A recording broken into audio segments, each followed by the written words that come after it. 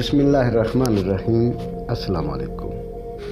کہا جاتا ہے کہ بہلول حمام کرنے گیا تو وہ اپنی گدڑی لپیٹے ہوئے تھا۔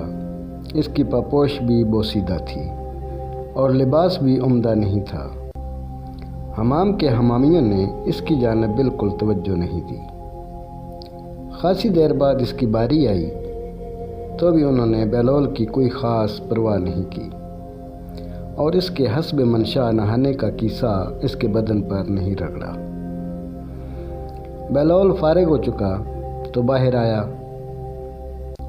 بہلول نے اپنی جیب میں ہاتھ ڈالا اور 10 دینار نکال کر حمام کے مالک کی ہتھیلی پر رکھ دیے۔ حمام کا مالک اجرت سے بہت زیادہ رقم دیکھ کر قدرے نادم ہوا کہ اس نے بہلول کے ساتھ لاپرواہی برتی۔ بہلول کچھ کہے بغیر حمام سے باہر نکل آیا۔ اگلے ہفتے وہ پھر حمام کرنے گیا تو اسے دیکھتے ہی حمامی دوڑے ہوئے آئے اور اسے ہاتھوں ہاتھ اندر لے گئے اور بڑے ادب سے اسے غسل کرنے میں مدد دی۔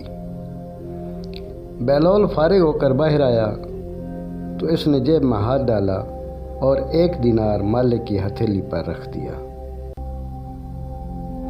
وہ غصے سے لال پیلا ہو گیا۔